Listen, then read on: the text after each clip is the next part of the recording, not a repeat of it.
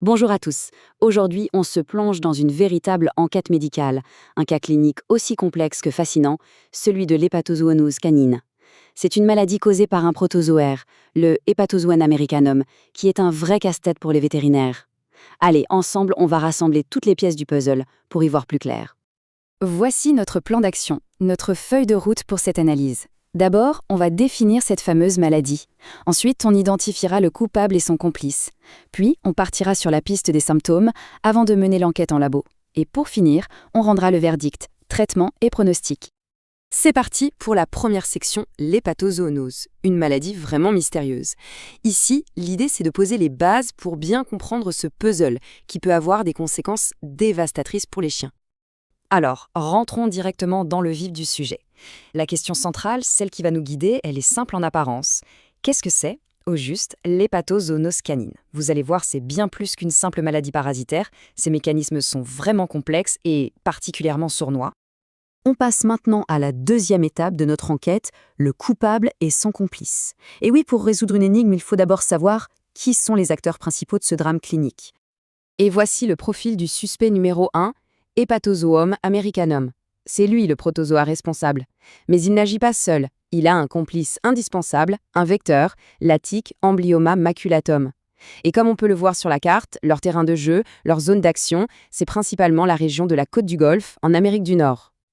Alors là, attention, c'est ici que l'affaire se corse vraiment. Le mode opératoire de ce parasite est très particulier. Bien sûr, il y a la transmission classique par la morsure de tique, mais le mode de contamination principal, et c'est ça qui est crucial, c'est l'ingestion. Un chien va s'infecter en mangeant un autre animal, une carcasse, qui est elle-même infestée. Ça change tout, et ça met particulièrement en danger les chiens qui ont des comportements de prédation. Troisième section, sur la piste des symptômes. Ok, on a identifié le coupable et son mode opératoire. Il est temps de jouer les détectives et de chercher les indices, les preuves qu'il laisse derrière lui dans l'organisme du chien. Les premiers indices sont souvent violents et généralisés. L'infection déclenche une véritable tempête inflammatoire dans tout le corps. On va donc observer une forte fièvre, un abattement très marqué et souvent des signes assez alarmants comme de la diarrhée hémorragique ou des écoulements au niveau des yeux. En gros, tout l'organisme est en état de siège. Et ça nous amène à un indice capital, un terme un peu technique mais qui est la clé de tout, l'hyperesthésie. Qu'est-ce que ça veut dire ? Tout simplement, une sensibilité au toucher qui est excessive, complètement anormale. Retenez bien ce mot. Et voilà, voici la preuve la plus flagrante, ce qu'on appelle le signe cardinal de la maladie. Cette hyperesthésie, elle se traduit par une douleur extrême partout.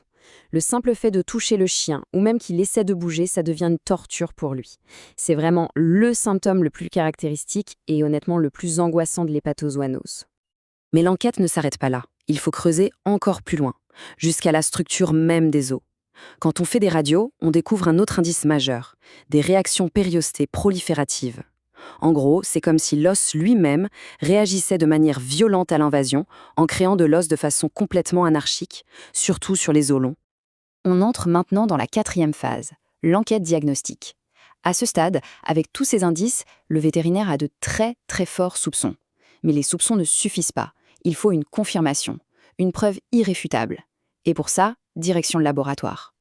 Le processus pour arriver au diagnostic, c'est assez logique. Ça fonctionne un peu comme un entonnoir.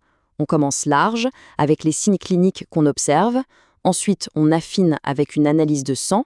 Et enfin, on arrive à l'étape ultime, la preuve définitive, la biopsie musculaire. Le premier retour du labo, c'est la prise de sang. Et le résultat est quasi constant. Une leucocytose neutrophile marquée. En français, ça veut dire une augmentation massive d'un certain type de globules blancs, les neutrophiles. C'est la signature typique d'une inflammation très, très sévère. Une preuve circonstancielle extrêmement forte. Et cette diapositive, elle illustre parfaitement le passage de la suspicion à la certitude. À gauche, on a le frottis sanguin. Parfois, avec de la chance, on peut y voir des parasites dans les globules blancs, ce qui nous met sur la voie.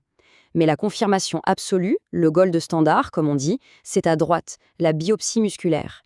Là, on voit directement les organismes dans les tissus. Il n'y a plus de doute possible. L'affaire est classée. On arrive à la cinquième et dernière partie. Le verdict, le traitement et le pronostic.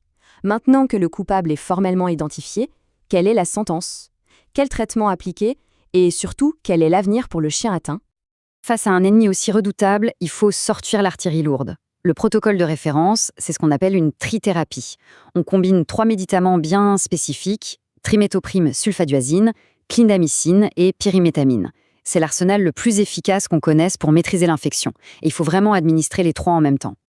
Cette image de la balance, elle est incroyablement parlante. Elle résume toute la réalité de cette maladie. D'un côté du plateau, très lourd, on a la gestion des symptômes, l'amélioration de la qualité de vie. Et de l'autre côté, tout léger, quasiment vide, la guérison complète. Le point essentiel à comprendre, c'est que l'objectif du traitement n'est pas d'éradiquer le parasite, mais de le contrôler pour que le chien puisse vivre le mieux possible. Et ça nous amène au verdict final. Il est un peu brutal, mais il faut être clair. Il n'existe, à ce jour, aucun remède qui permette de guérir complètement de cette maladie.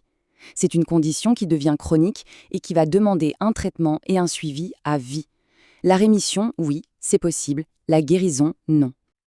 Et pour conclure, voici la fiche récapitulative de notre affaire. On retrouve tout, l'étiologie, les signes cliniques, le diagnostic et le traitement avec ses enjeux. Ça donne une vision très claire de cette maladie complexe. Finalement, la question qui reste ouverte, c'est, puisqu'on ne peut pas encore vaincre cet ennemi, comment pourrait-on mieux anticiper ses attaques ? Une meilleure prévention et un dépistage plus précoce pourraient-ils un jour faire enfin pencher la balance du côté de la guérison ? C'est tout l'enjeu pour la recherche à venir.